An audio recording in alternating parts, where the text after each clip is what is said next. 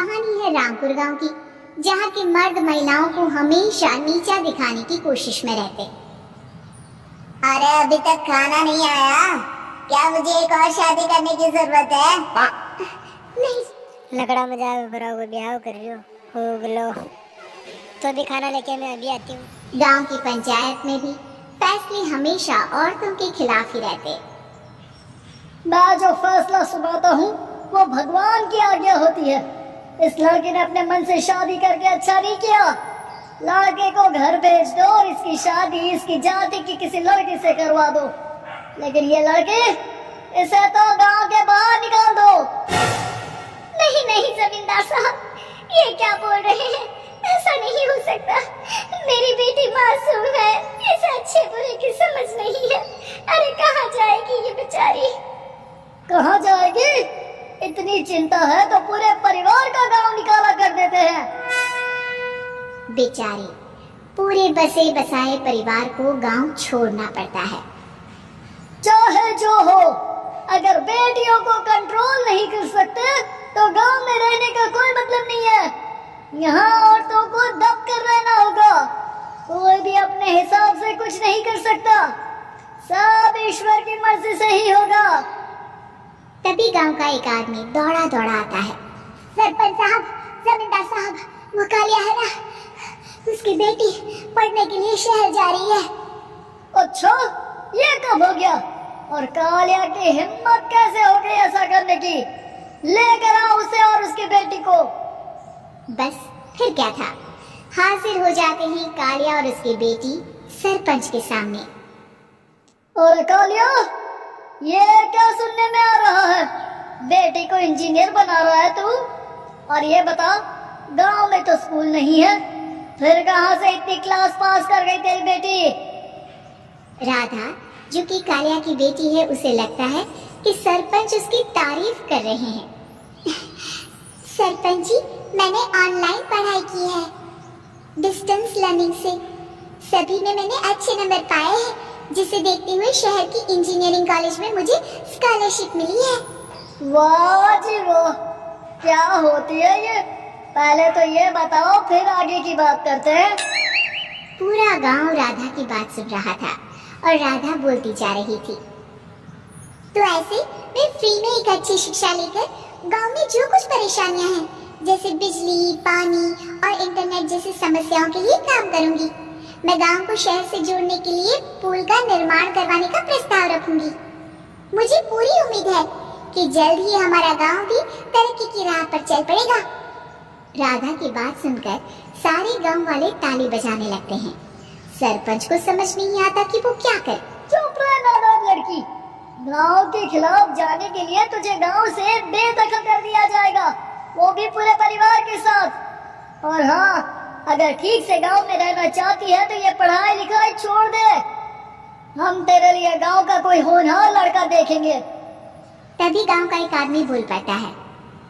अरे नहीं नहीं सरपंच जी, राधा बिटिया जो बता रही है, अगर वैसा हो जाए तो हम लोगों को पैसा कमाने के लिए बाहर नहीं जाना पड़ेगा। हाँ जी, और ना ही कोसों दूर पानी के लिए भटकना पड़ेगा। हमारे बच्चे भी अच्छी पढ़ाई कर सकेंगे और आगे बढ़ेंगे, ना कि हमारी तरह खेती करते बैठेंगे। क्यों गांव वालों, राधा बिटिया का साथ देना चाहिए ना? सरपंच देखता है कि गांव राधा के साथ है तो वो चुप हो जाता है। वो घर आकर अपने सलाहकार से बात करता है, जो बहुत ही चालाक किस्म का इंसान होता है। अरे सरपंच साहब, आपको बहुत ही होशियारी से काम लेना पड़ेगा। एक बार गांव तरक्की कर गया, यहाँ के बालक पढ़ लिए तो कोई ना पूछेगा आपको। और फिर ये जो बेटा और बेटी है ना आपके, इनको भी आप लोगों की तरह ही जीवन जीना होगा। हाँ, लेकिन करे तो क्या करे? वो ना आप मुझ पर छोड़ दीजिए, बस मैं जैसा बोलूं करते जाइए। अगले रोज सुबह जब गांव वाले सोकर उठते हैं तो राधा के घर के बाहर और साथ ही वो लोग जिन्होंने राधा का सपोर्ट किया था, उनके घर के आगे लाल रंग से कल आऊंगी लिखा होता है। कल आऊंगी, ये क्या होता है? अरे यह तो खून से लिखा है, लगता है कोई भूत प्रेत या चुड़ैल का साया है। चलो सरपंच जी के पास चलते हैं। सभी सरपंच के पास जाकर उसे सारी बात बताते हैं। और ये तो बड़ी मुश्किल की बात है। चलो, मैं एक बाबा को जानता हूँ, उन्हें बुला लेता हूँ। सरपंच बाबा को लेकर गांव के घर के बाहर जाता है। ओहो, तो ये वो चुड़ैल है जो उन लोगों को निशाना बनाते हैं जो गांव को बदलने का सपना देखते हैं। वो गांव को ऐसे ही संपन्न देखना चाहती है, वो नहीं चाहती कि कोई बाहरी आका कायाकल्प करे। क्या तुम लोगों में से किसी ने गांव को बदलने की सोच रखी है? तभी राधा की माँ रोते रोते आती है। मेरी राधा घर से गायब हो गई है। अरे कोई तो बचाओ, मेरी बच्ची कहाँ गई?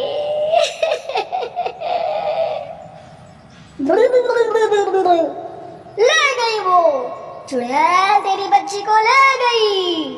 अब वो उसे श्रापित करके छोड़ेगी, उस पर चुड़ैल का साया हो जाएगा। तभी बुरी सी हालत में राधा भी वहां आ जाती है। उसके बाल चुड़ैल की तरफ फैले होते हैं और कपड़ों में खून लगा होता है। सभी राधा को देखकर डर जाते हैं। माँ, पता नहीं मुझे कौन उठा कर ले गया था। अरे दूर हो जा चुड़ैल, अब हम लोग इस गांव में नहीं रुकेंगे।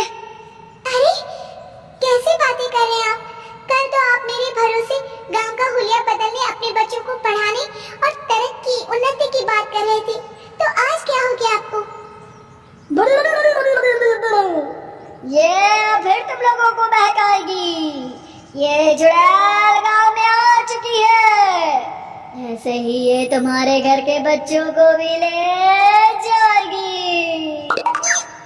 गांव वाले राधा को गांव से बाहर निकाल देते हैं। उसके माँ बाप रोते रहते हैं, लेकिन गांव वाले नहीं मानते। मैं भी अपनी बहन के साथ गांव के बाहर रहूंगा, लेकिन वो पढ़ाई नहीं छोड़ेगी।